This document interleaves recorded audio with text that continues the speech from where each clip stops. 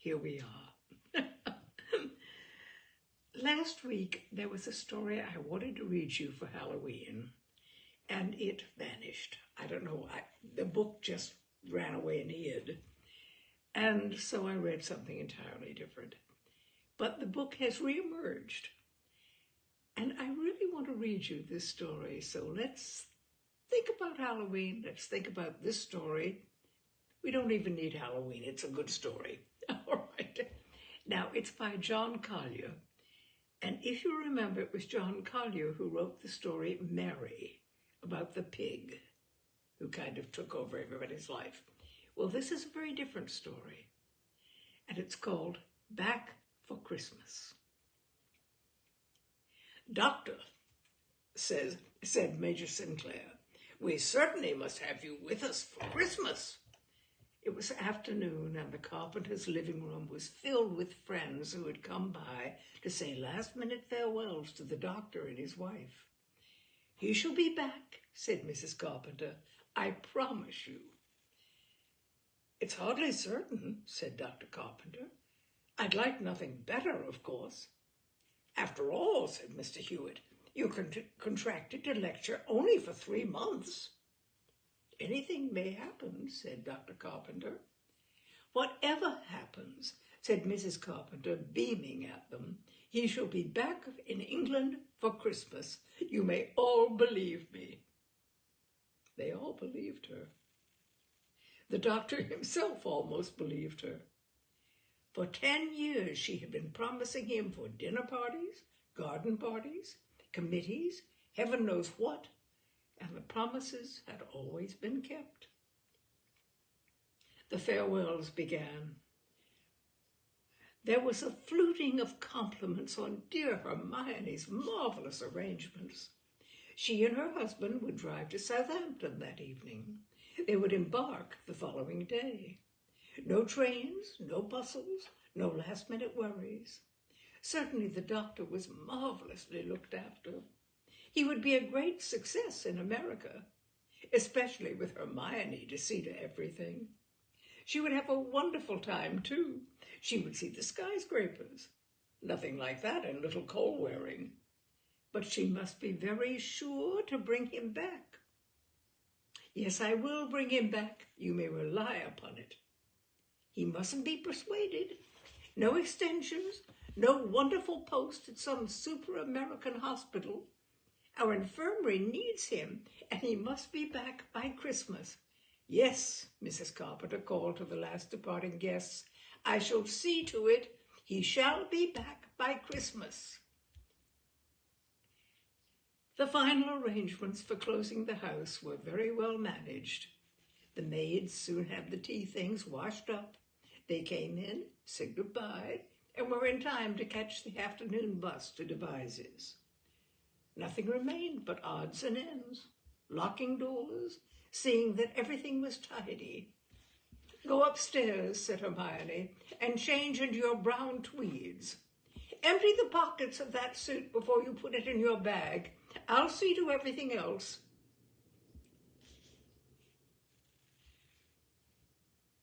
All you have to do is not to get in the way.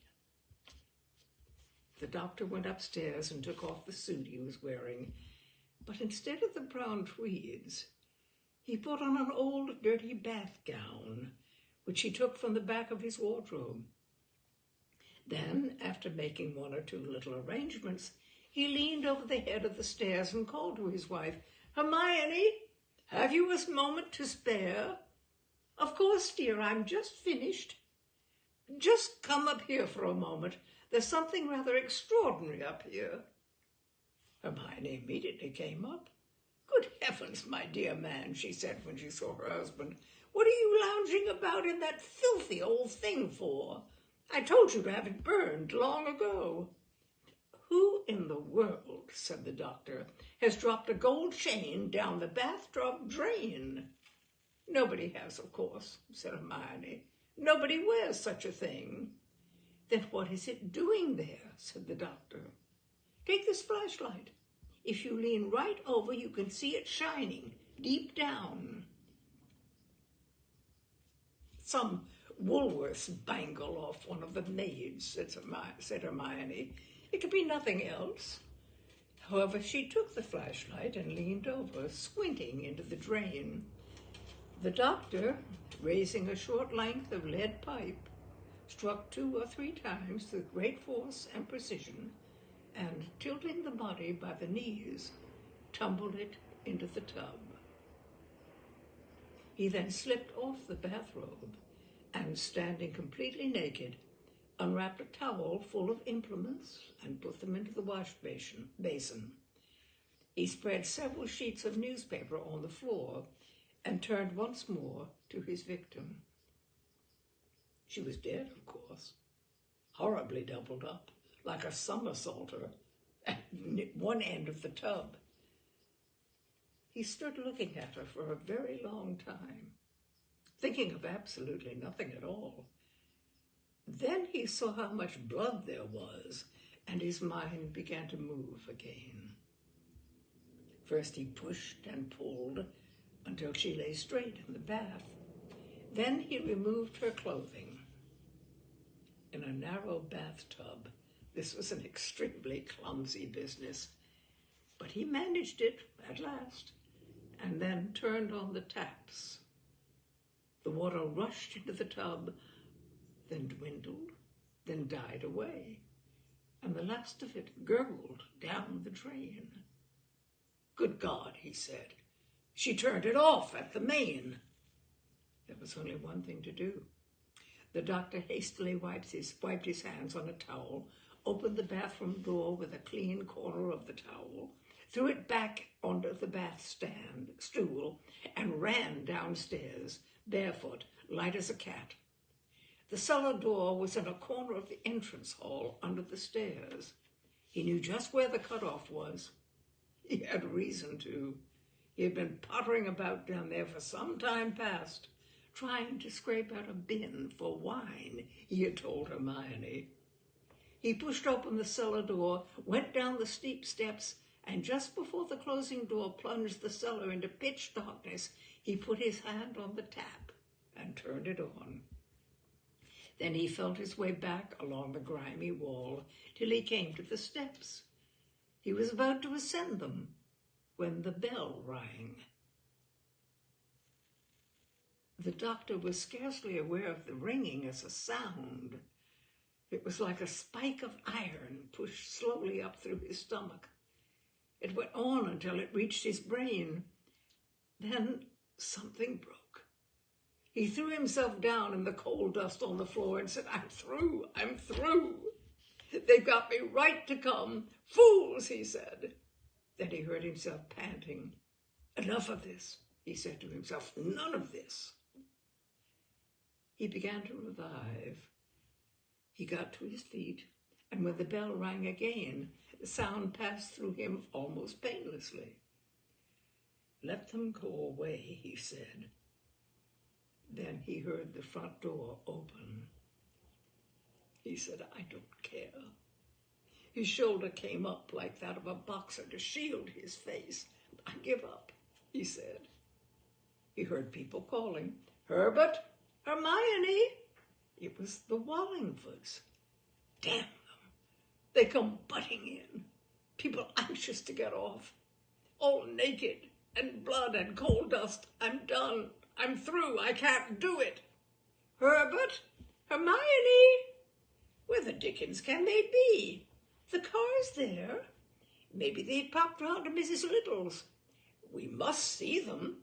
Or to the shops, maybe. Something at the last minute. Not Hermione. I say, listen. Isn't that someone having a bath? Shall I shout? What about whanging on the door? Shh, don't. It might not be tactful. No harm in a shout. Look, dear, let's come in on our way back. Hermione said they wouldn't be leaving before 7. They're dining on the way in Salisbury. Think so?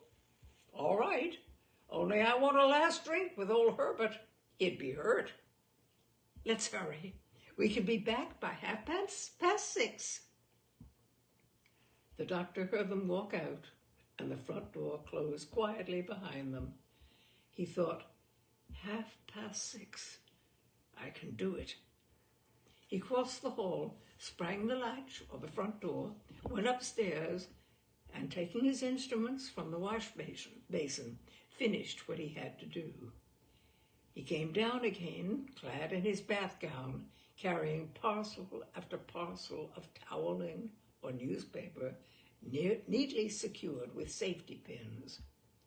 These he packed carefully into the narrow, deep hole he had made in the corner of the cellar, shoveled in the soil, spread coal dust over all, satisfied himself that everything was in order, and went upstairs again. He then thoroughly cleansed the bath and himself and the bath again, dressed, and took his wife's clothing and his bath gown to the incinerator. 1 or 2 more little touches, and everything was in order. It was only 6:15. The Wallingfords were always late. He had only to get into the car and drive off. It was a pity he couldn't wait till after dusk, but he could make a detour to avoid passing through the main street. And even if he was seen driving alone, people would only think Hermione had gone on ahead for some reason, and they would forget about it. Still, he was glad when he had finally got away, entirely unobserved, on the open road, driving into the gathering dusk. He had to drive very carefully. He found himself unable to judge distances. His reactions were abnormally delayed, but that was a detail. When it was quite dark, he allowed himself to stop the car on the top of the downs in order to think. The stars were superb. He could see the lights of 1 or 2 little towns far away on the plain below him. He was exultant. Everything that was to follow was perfectly simple. Marion was waiting in Chicago. She already believed him to be a widower. The lecture people could be put off with a word.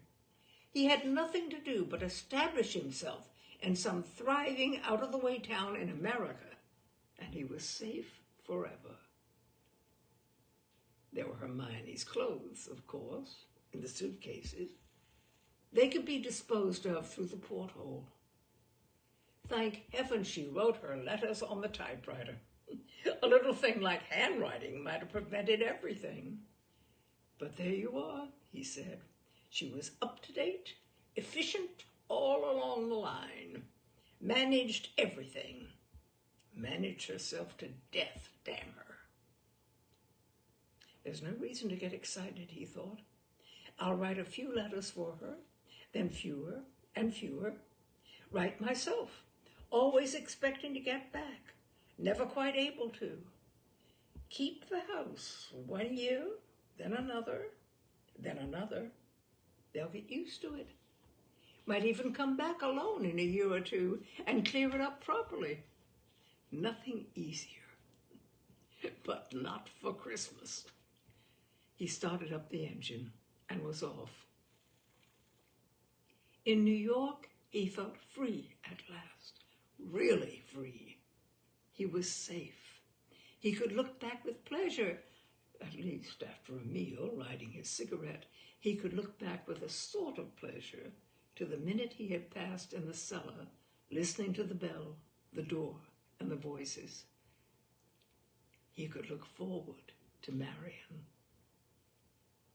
As he strolled through the lobby of his hotel, the clerk, smiling, held up letters for him. It was the first batch from England. Well, what did that matter? It would be fun dashing off the typewritten sheets in Hermione's downright style, signing them with her squiggle, telling everyone what a success his first lecture had been, how thrilled he was with America, but how certainly she'd bring him back for Christmas. Doubts would creep in later. He glanced over the letters. Most were for Hermione. From the Sinclairs, the Wallingfords, the vicar, and a business letter from Holt & Sons, builders and decorators. He stood in the lounge, people brushing by him. He opened the letters with his thumb, reading here and there, smiling. They all seemed very confident he would be back for Christmas. They relied on Hermione. That's where they made their big mistake, said the doctor, who had taken to American phrases. The builder's letter he kept to the last. Some bill, probably. It was, Dear Madam, we are in receipt of your kind acceptance of estimate as below, and also of key. We beg to repeat, you may have every confidence in same being ready in ample time for Christmas present, as stated. We are setting men to work this week. We are, madam, yours faithfully, Paul Holt and Sons. To excavating, building up, suitably lining one sunken wine bin in cellar as indicated, using best materials, making good, etc. 18 pounds, no shillings, no pence.